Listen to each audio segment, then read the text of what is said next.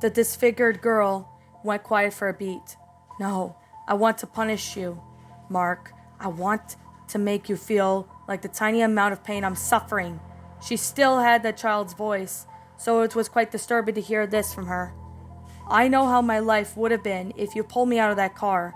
I could have been married to a man named Arthur Levant when I was 26. We could have been very happy together. Her eyeless sockets stared at me intentionally. Now because of you, I'll never talk to Johnny Hicks out of driving drunk when I'm 21. He's gonna kill a family of 4. Look, I'm sorry, I didn't know. I'm gonna show you, Mark, she continued on as if she didn't say anything. Gonna show you you're a real good. My brain felt strangely emptied. I couldn't think or speak. My vision went black. I was back in the cabin. It was 2005. I knew this somehow. Penelope was standing on the very top of the rung of the ladder. She was painted at the top of the wall, and I was stressed. This little project of hers put us in eyeballs of deep depth. She looked down at me. Her eyes were beautiful. Everything about Penny was perfect. Why couldn't I see that before? Don't worry about it, Mark. We'll make all the money back and more. Her voice was so soft, so inviting. I heard myself speak. Look, Penny, we didn't have the money for our budget for our paint this week. You could have waited till the next week to do this. The faster we get this done, the faster we can get to stay here. This is not all gonna work out. Mark, grab a brush. We can go $12 over budget. It doesn't matter. I could tell now that Penny was getting stressed as well, but she held it much better than mine. I stood there watching her paint. Her dad dealt with this all of his life. She had known something, making money with one. I didn't even think of it back then, though I was mad over her $12 that she went out without speaking. I then said the 5 words. I've regretted almost everything in my life. I'm going for a walk. The walk was nice. The sky was pure blue, a perfect spring day. It helped me clear my head. When I came back, I would find a Penny on the ground, blood all around her head. But she fell off the ladder, cracked her skull on the floor, and bled out. I would call an ambulance. She would be pronounced dead on the scene. Life would have been changed for the good of me again. I finished renovations on the cabin, and I felt that Penny would have wanted. People started coming in. The word of the mouth spread, and now I have to turn my people away because of the cabin. It was so booked up. She was right. It worked out. I hate living to come back to the cabin. It hurts every time I enter it. Instead, in this little world Cindy was showing me, in this plane of existence, I walk to the door, stop, and turn around and say, I don't really feel like walking. Then, come over and paint. We still got a lot to do. So I did. I dunked the brush into white paint and started to carefully coat the wall. The ladder Penny was on began to trouble, and I dropped the brush and grabbed the ladder before it fell. Holy shit! I would have taken a mean fall there, she announcedly cited. I would have to use the paint scraper to clear your brains off the floor. She laughed as I did. The cabin would have been a hit. It's even more than it is now. I guess some people put it out trust in married couple. I saw myself turning down from the couple in the small town of Alford, Florida. I told the Andersons that they were just too booked up too, and we were sorry for not being able to squeeze them into this very specific time frame they wanted. We had 2 beautiful children, Harry and Andrea Gray. Harry would make a most decent modest living of auto mechanic.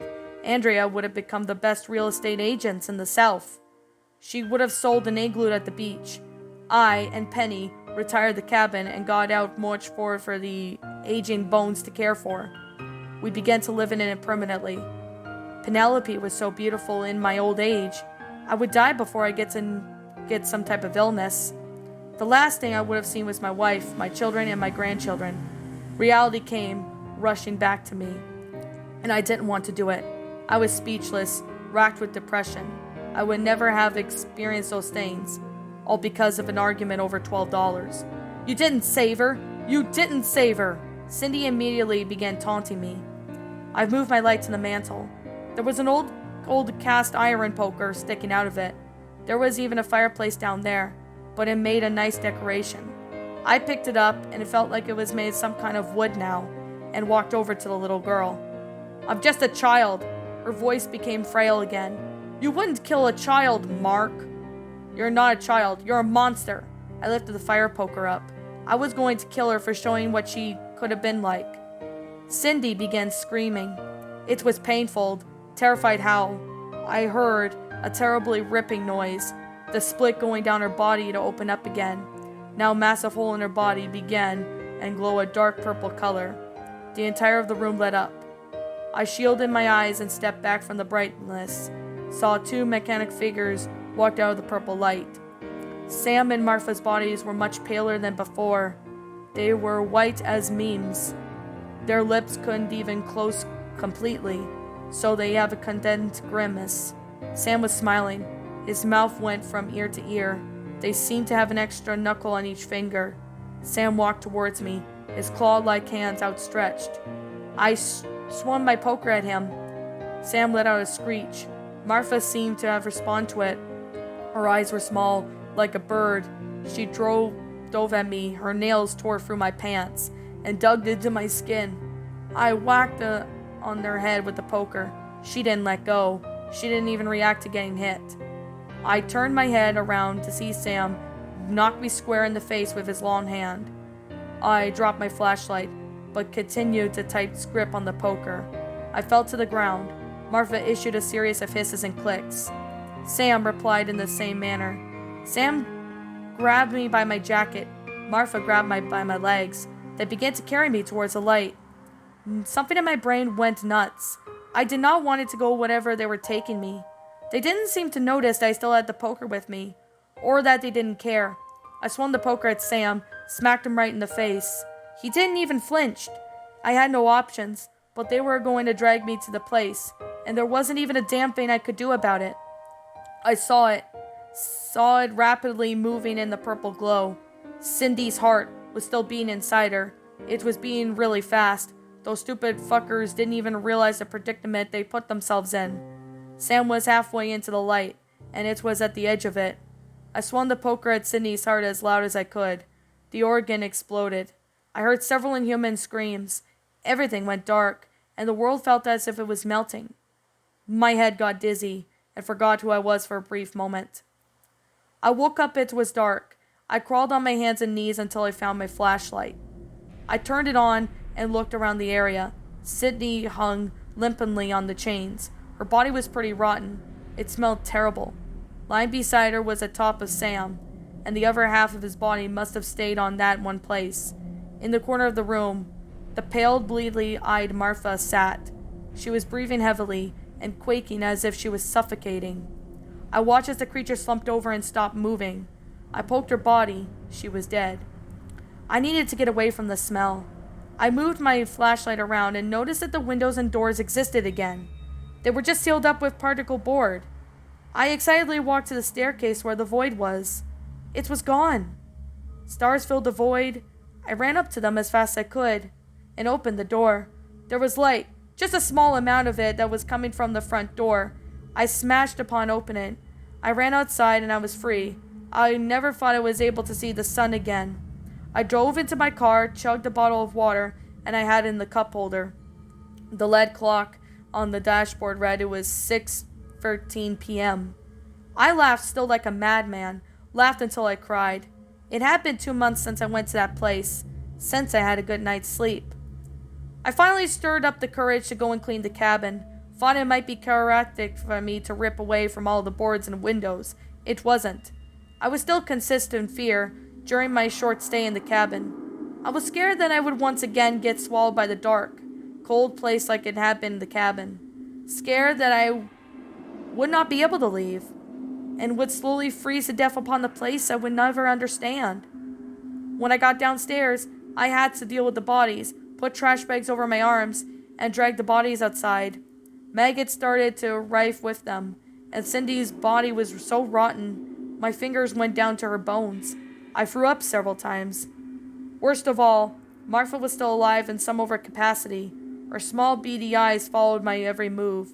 I tried to ignore it. I dug the deep hole in the flower bed and placed the bodies inside. I poured the kerosene in the hole, making sure that Martha was completely doused, and set the corpses on fire. I ran back inside and I went so I could not watch them burn. The next few days I spent the next days cleaning the cabin. When I was absolutely had to sleep, I went to my car. Once I was done, I sped off with no intention of ever returning. I haven't even opened my cabin back up for business yet. I don't know if I ever will.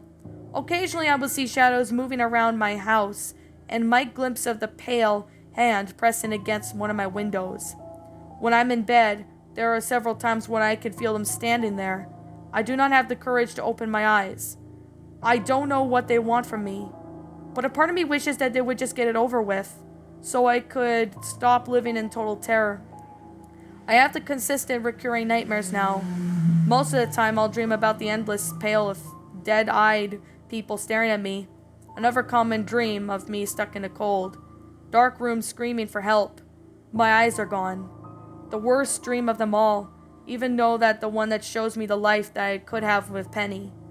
The life that Sydney let me know that I missed. It always begins with me saving Penny from the ladder fall, and then it cuts to various moments of our life that could have been real if I had not gone on that walk. If I wake up, I'll throw my arm over Penny's side of the bed and hold her close to tell her that I love her. Every single time my arm hits the cold, empty bed. Every single time I sit up and realize it was all a dream and start crying. Well, that was Comfy and Cozy Cabin, a creepypasta. My final thoughts on the story? Well, despite the story being a long one, I still really find it to be an enjoyable, well-made creepypasta. I mean, if I'm going to be honest, I did see a lot of, a couple narrators actually narrated this story. So I definitely got to say, it's a pretty good creepypasta involving this story, which is called The Comfy Cozy Cabin. So basically, it's a great creepypasta and it's well made. I've seen a couple people narrate it, but I could definitely say it does play a really interesting factor in this, if I'm going to be fair. Now, it actually has a good concept of someone owning a cabin and let people rent it out for, I don't know, weekends or a week or something like that. And then all of a sudden, these people won't leave or something. So when the protagonist goes in, he gets locked in and some spooky shit starts happening. I mean, I'm not going to lie, it actually sounds like a pretty interesting concept, and it does sound pretty good and all. But I can definitely say there's definitely a lot of, pretty good, detail, and the story goes into a lot of depth when it comes to this thing. Now, I know it's a long story, it's kind of why I split into two parts, which most of you guys understand why that's the case. But I definitely gotta say it's a pretty good story for the most part. So I definitely gotta say there's definitely a lot of time and effort into this story, especially with the whole, concept and everything like that. It's pretty good, to be honest. I definitely gotta say there's definitely a lot of, interesting concepts when it came to this story. Now, I definitely would have to say this story, it actually provides a pretty good, detail and explains what's exactly going on and stuff. The sentence structuring of this was pretty well done, as well as the grammar, the sentence structuring, the storyline. It's actually pretty good. I'm not gonna lie. It's really messed up and dark at times. Not gonna lie. It actually brings a really scary feel to it. It's not cheap jump scares or anything. It's just weird paranormal stuff, especially with the girl Sydney, I believe that's her name, getting, brutally tortured. Well, you don't really, you do hear, what actually has been described and done to her. So I have a feeling Sam and Martha were the ones who did that to her. Actually, it was actually pretty interesting to see something like that. I've seen worse though too, but not gonna lie, the story was actually a pretty good one, despite that, I know there was a few shocking parts of it, but it's still pretty good. At least it didn't go from 1 to 100 like Sweet Apple Massacre did. But I definitely gotta say, to the author of the story, great job with this. This story was absolutely fantastic. Well made and amazing. I definitely gotta say there's a lot of time and effort into it. There's a lot of, good depth and detail regarding it and all. Really well made and detailed with the whole concept. And I definitely gotta say there's definitely a lot of time and effort being put into the story.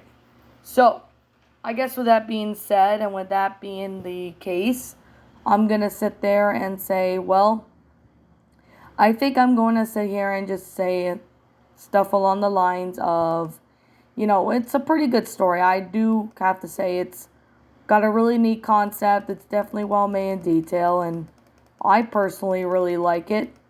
And I'm pretty sure you guys will like this story as well. This is on the regular Creepypasta Wiki, and you should go check this story out. And I recommend you read this story too. It's a pretty good one. So, to the author of the story, I can't seem to find out who you are.